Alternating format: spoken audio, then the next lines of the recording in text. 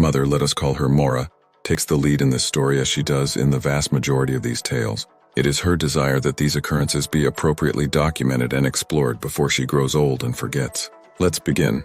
This happening occurred in 1962, Belfast City, Northern Ireland. My mother's age at the time was 11 years. She was walking to school one morning dressed in her first-year secondary school uniform. She was walking along the street known as St. James's Place, the street in which she grew up.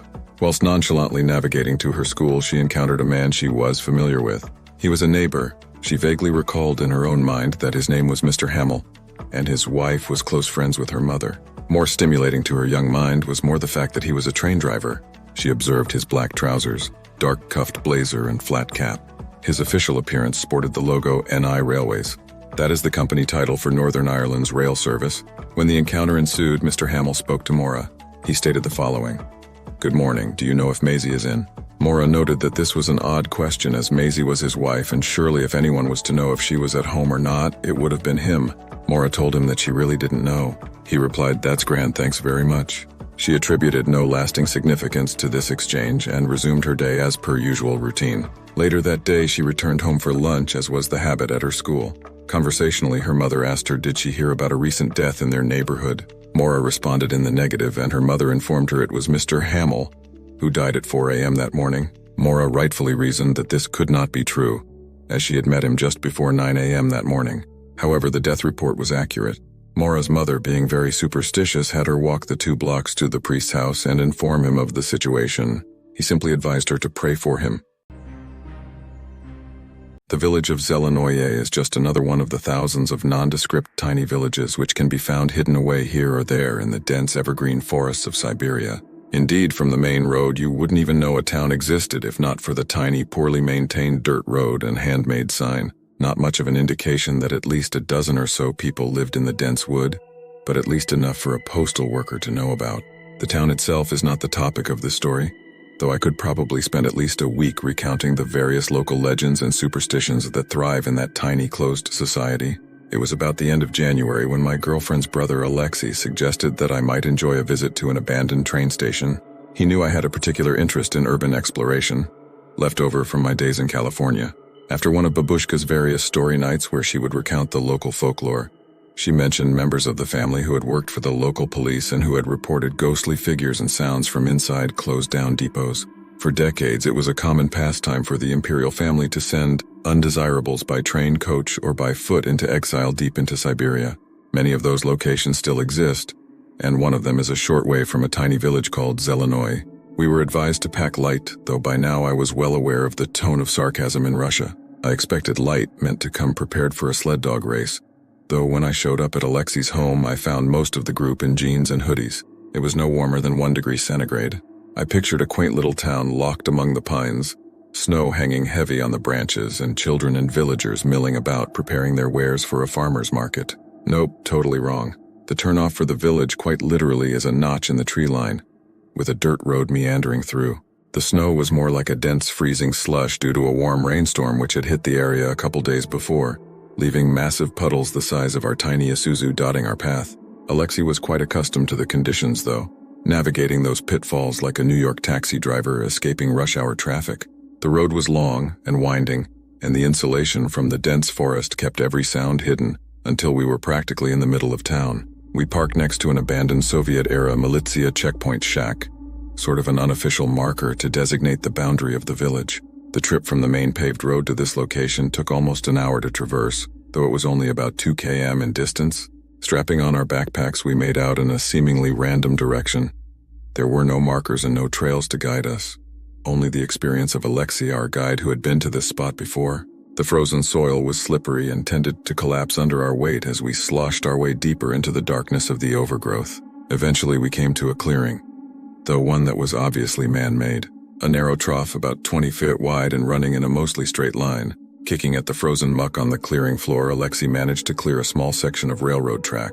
The steel was in an advanced state of decomposition as, according to Alexei, the track had not been used in 75 years, actually closer to 90. Years of annual thaw, heavy storms, and complete abandonment had made this once busy railroad corridor just another part of the forest. Following in the direction of the tracks, and after hiking for what seemed like another eternity, we finally came across the station. It was far more substantial than I had expected. Being from Cali, I'd seen frontier train depots from this same era in the 1870s, and they were usually thrown together from whatever materials they had available locally. This structure was somewhat large, about the size of a large house, and made from limestone, covered in a shell of what was probably once a polished green granite. The front of the station had what was once an extremely ornate facade, covered in granite with a large clock and what looked like gilded Cyrillic lettering spelling out train terminal. As is typical of abandoned property in that era, almost no effort was made to secure the building against people entering. There were no boards up over the windows, and the heavy wooden doors had been secured with just a single chain and padlock, which had been broken long before our arrival. Officials pretty much closed up shop one day and never returned. Down the middle of the structure was a large hall, with vaulted ceilings and what remained of a brass gas chandelier. At some point in the early Soviet era, they had hastily converted this room to electricity, with exposed wires dangling from holes in the plaster and drooping in long, menacing loops toward the floor, cobbled together with a tarnished electric light fixture here or there. Along either wall were rows of benches, still showing their antique lacquer and highly decorative iron scrollwork feet and armrests. This was obviously the waiting room, with two large platforms on either end. The platforms were at one point glassed in, though the heavy handmade glass panels had apparently rotted from their sashes and collapsed inward years ago.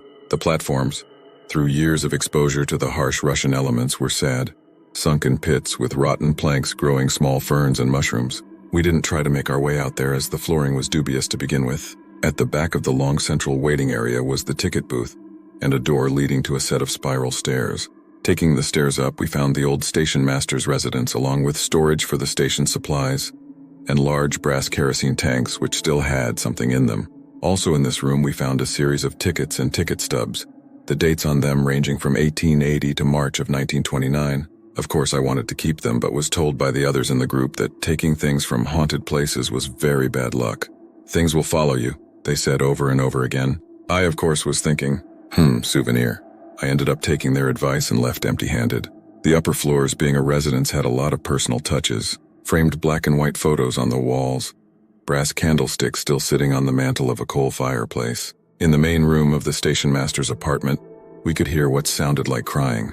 It was rather loud and something that none of us expected. So loud, in fact, that we all started searching, expecting to find someone lost and looking for their parents. It didn't dawn on us until after we had completed a search of the entire property that we were quite alone. Making our way back upstairs to continue our exploration, we heard the crying again. It definitely sounded like a child, and most of us swear they were saying something softly in Russian, though we couldn't make out the actual words. We took several shots with our phone cameras, hoping to capture an orb or a dark spot. Unfortunately, our moving around in these spaces kicked up considerable dust, and every image was hampered by clouds of it. If people are interested, I'll see about posting a couple of the images here. Maybe you'll catch something we didn't. After coming back downstairs, we explored the main hall waiting area. The sensations in this room were profound. The air felt heavy, like we were actually at the bottom of a swimming pool, the weight of the invisible water pushing down on us from all sides. One of Alexei's friends who had come along on our adventure had to leave the room as he was feeling quite unwell. He stood outside in the sub-zero temperatures for over an hour while we continued to look, unwilling to come back inside. The room had an overpowering smell of wood aged for over a century, the same smell you get after opening a long closed cedar chest or walking into a store in an old west town. It was a powerful odor that we actually didn't get used to over time, and our clothing carried the smell with us after leaving. Near the back, however, just around the gate to the ticket booth, the smell changed. The only way I can describe it is a dense floral perfume. It was the dead of winter, and although small shrubs and ferns were scattered around the property, inside and out, there were no flowers. We couldn't find any bottles of chemicals or anything else in the area that would account for it. We generally agreed it smelled like a commercial product, something created rather than natural to the area. We even walked around behind the station, to the point outside just opposite the location in the ticketing area, but could smell nothing.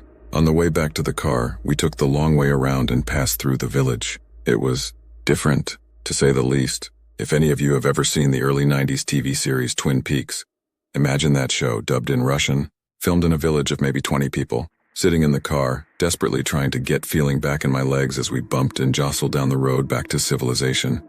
It really hit me for the first time. Babushka had been telling me about all these ghost stories, and had warned me many times that ghosts were simply part of everyday life in this part of the world. I finally understood what she meant. Tucked around every corner, Past every dark fog-shrouded tree line was the location of some tragedy. So many people have died here for so long, had their lives taken from them and been shipped off to this frightening wilderness to fend for themselves among the ghosts. No wonder the country itself is haunted. The story I'm about to tell you guys happened to my mother when she was about 13 years old. This particular incident made her a believer in ghosts. It happened in the city of Mumbai, Bombay.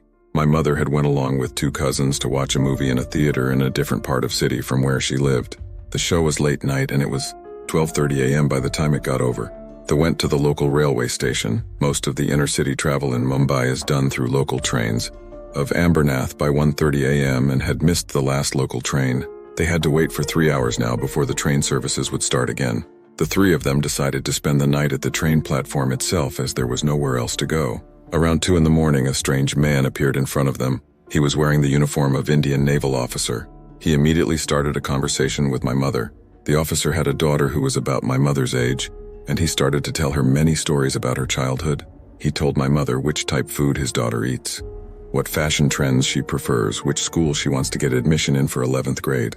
My mother was a bit surprised as the fashion trends preferred by the officer's daughter sounded very old, and the school which she preferred, my mother had not even heard of it before. All the while, the officer insisted that it was one of the best schools in Mumbai. When my mother asked him what he is doing on the platform since there is no train for another 2 hours, he replied that he was searching for his wallet. It had fallen off his pocket while traveling from the train. Mumbai local trains have open doors, so it is possible for someone's wallet to fall off the train on the platform. He replied that he wanted to buy something I cannot remember which his daughter absolutely loved, but could not do so without his wallet. For 2 entire hours, the man talked with my mother until the first train arrived. Upon arrival, the man said that he would join my mother and her cousins on the train. His stop was a few stops after my mother's. Upon reaching Dombivli, my mother's stop, the officer decided to say one final goodbye and stepped outside the train. Upon stepping out of the train compartment, he just vanished into thin air in front of my mother. This scared her a lot. Upon returning home, she was not able to tell anyone anything out of shock. Her cousins told my grandfather about what had happened. My grandfather worked for Mumbai Railways, and the next day he visited Ambernath station to find out what exactly had happened. The station master there told my grandfather that 12 years ago a thief tried to steal a naval officer's wallet. When the naval officer tried to stop him, the thief pushed him out of the running train onto the platform. The officer fell on his head and died on the spot. The guy my mother met was the same guy who had died 12 years ago. After all these years, he had seen someone who reminded him of his own daughter, and naturally he wanted to befriend my mother. He did so, but it ended up making my mother scared of ghosts for her entire life. I personally think it was just a friendly ghost who saw his own daughter and my mother.